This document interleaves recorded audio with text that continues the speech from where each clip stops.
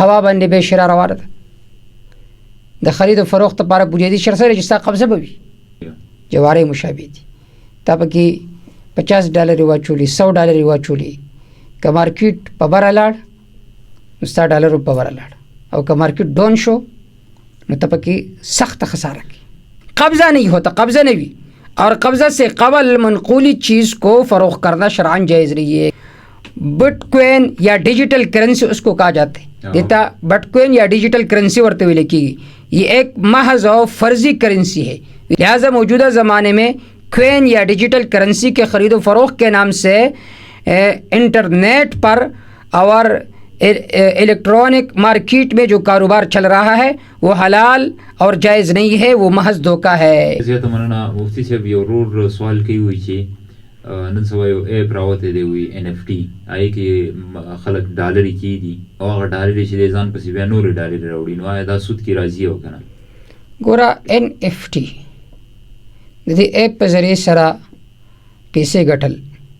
دا جایز دي که جایز دي جی د نیو ټاون په ویب سایټ باندې یو کس دا سوال کړی دی چې نن زمانه کې دا یو ډیجیټل کرنسی ده NFT د دې په ذریعه سره پیسې ګټل جایز دي که نه د دې حکم په خو زه مخکې ذکر کوم خو اول دا خبر په ذهن کې کېږي نن نوجوان نسل نن زمانه کې هغه بس په دې آنلاین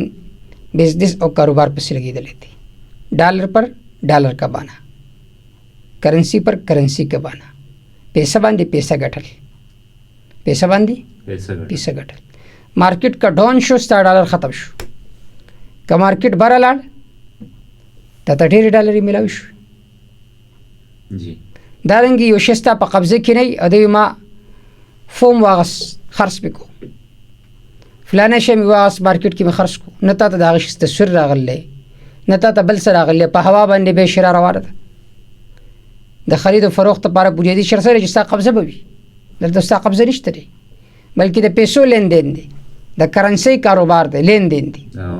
او بعض داسې ایپونه دي چې پیسه پکې تا واچوله نو هغه د قمار مشابه دي قمار یعنی جوارې مشابه دي جوارې مشابه دي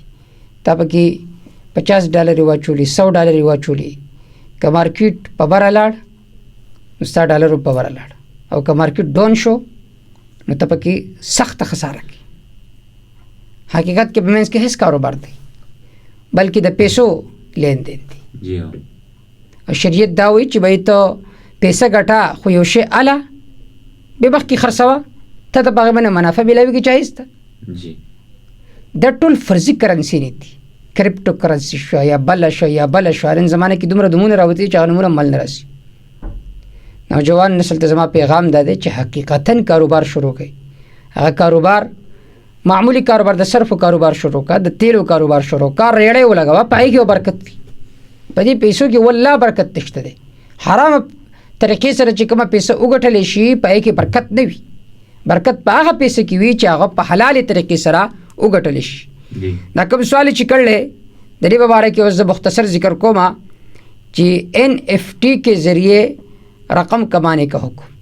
د دې ایپ په ذریعے سره پیسې ګټل دا جایز دي که جایز نه دي نو دې ذکر کوي چې په دې کې ډېرې مفاسد دي یعنی ډېره شرعي قباحتونه دي په دې کې لہٰذا د دې وجې نه د دې په ذریعے سره پیسې ګټل جایز نه دي جواب کی ذکر کی صورت مسئولہ میں NFT ایک ایسا پلیٹ فارم ہے جس میں ڈیجیٹل ایڈس یعنی تصاویر موسیقی میوزک ویڈیوز اور دیگر اسی نوع سے تعلق رکھنے والی اشیاء کی خرید و فروخت ہوتی ودادا سے پلیٹ فارم دے کہ ددی په ذریعے سره د تصاویرو د ویډیوز د دې شیزونو سره کی خرید و فروخت کی اس نوع کی خرید و فروخت میں کئی قسم کی مفاسد ہے وہ پدی خرید و فروخت کی ډیر قسمه مفاسد دی گناہوں دی پہلی خرابی یہ کہ اس میں جاندار اور غیر جاندار دونوں قسم کی تصاویر کی خرید و فروخت ہوتی پدې کې د جاندار کم چې زیرو وي د هغې خرید و فروخت کې د هغه تصاویرو او کم چې غیر جاندار وي چې پای کې روح وغیرہ نه وي د هغه تصاویرو خرید و فروخت کیږي اور قرآن و حدیث کی روح سے جاندار کی تصویر کی خرید و فروخت تو دور کی بات قرآن حدیث کی روح سے जानदार की तस्वीर की ख़रीद व फ़रोख्त तो दूर की बात हो, जानदार की तस्वीर खींचना और बनाना ही हराम और नाजायज़। ख़रीद व फ़रोख्त घटा खबर था, जानदार तस्वीर जोड़वल दा उबासलम हराम व नाजायज़ थी और आखिरत में सख्त तरीन अजाब का बाइस है और आखिरत की ज़्यादा सख्त अजाब बाइस थे, तो इससे बचना लाजिम है। वही दीन अजान बचकौल से लाजिम थी। नीज़ इस ज़माने में लोग सेल्फ़ी के नाम से तस्वीर खींचते हैं, जो सेल्फ़ी पर मानी सकी तस्वीर नोबासी, और इसकी कबाहत का अंदाज़ा भी नहीं कर पाते। देखिए स कबाहत ऐसे गुनाह दे दागे अंदाज़म दे तरी, और फिर उसको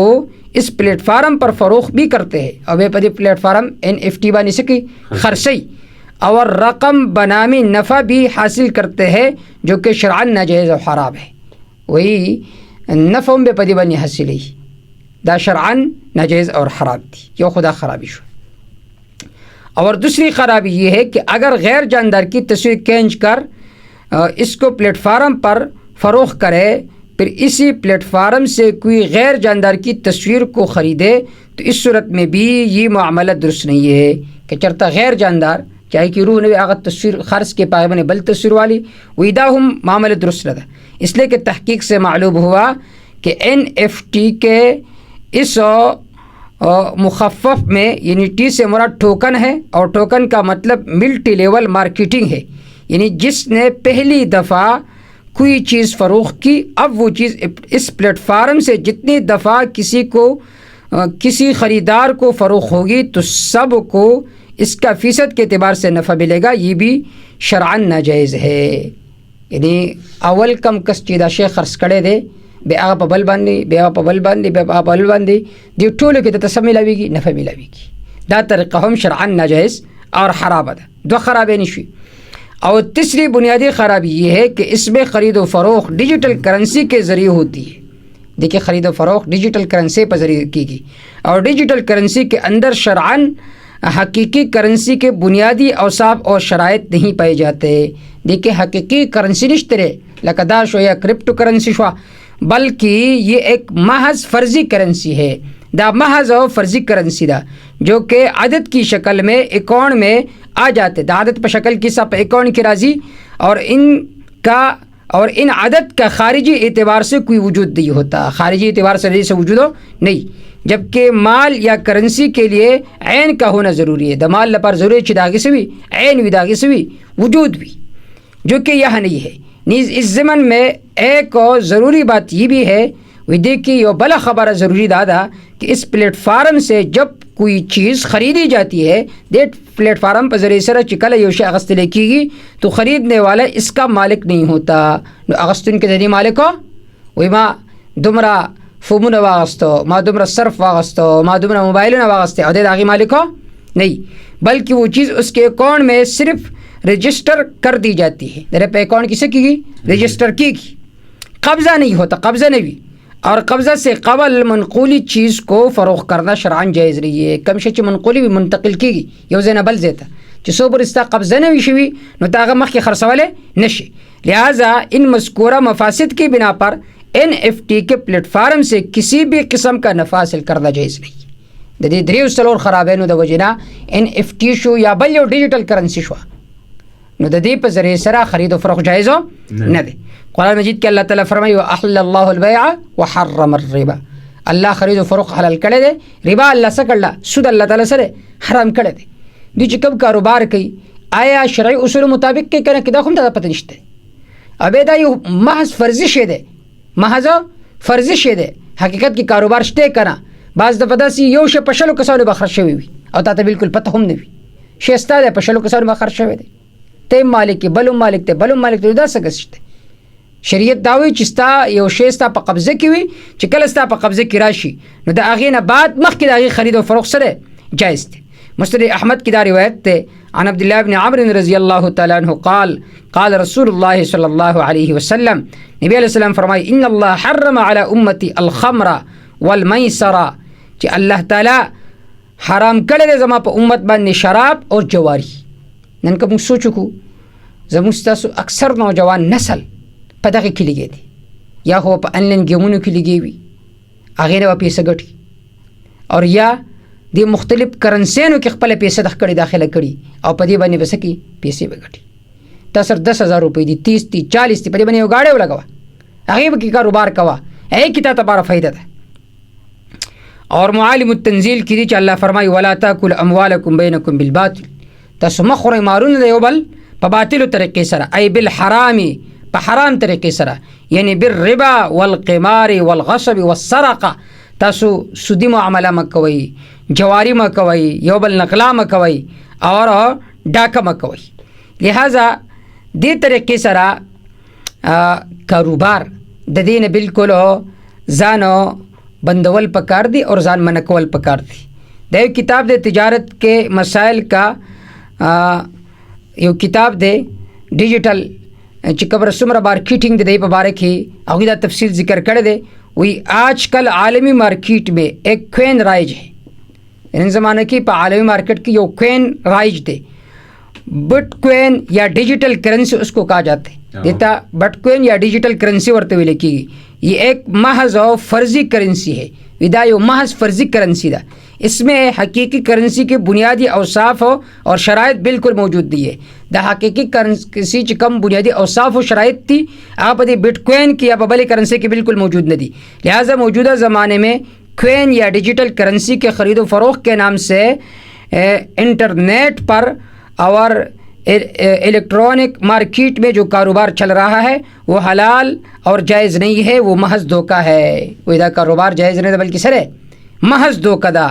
اس میں حقیقت میں کوئی بے وغیرہ مادی چیز نہیں ہوتی. پتہ کہ حقیقت کی خرید و فروخت نہیں یہ حصے و مادی چیز نہیں اور اس میں قبضہ بھی نہیں ہوتا. پتہ کہ قبضم نہیں صرف اکاؤنٹ میں کچھ عدد آ جاتا ہے صرف اکاؤنٹ کی چند عدد راضی اور خلق کوئی ماسرا پیسے راغلے. اور یہ فارکس ٹریڈنگ کی طرح سود اور جوے کی ایک شکل ہے. فارکس دا ہم ٹریڈنگ ان زمانے کے اکثر نوجوان تبلی دلی معلوماتوں کا فارکس اکثر مانے تو پوچھ کہ فارکس دے ٹریڈنگ دے پدی کے پیسہ دخوما او کلا مارکیٹ اچت شي جو ډالر زو غټما جو کلا مکمل طور باندې ډالر ټون شي جو سبا کې سو کما نقصان وکما. نو دې ذکر کوي چې دا محسود دے او دا جواری یو شکل لے. اس لیے بٹ کوین یا کسی بھی ڈیجیٹل کرنسی کے نام نہاد کاروبار میں پیسے لگانا اور خرید و فروخت میں شامل ہونا جائز نہیں ہے. وہی پدی طریقے سرا خپل پیسے پدی کی لګول اور د دې خرید و فروخت کول دا بالکل جایز نه دی. نوجوانان نسل ته دا پیغام دی چې بالکل په داسې قسمه ډیجیټل کرنسیانو کې خپل پیسې مه لګوئ او خپل آخرت مه تباه کوئ.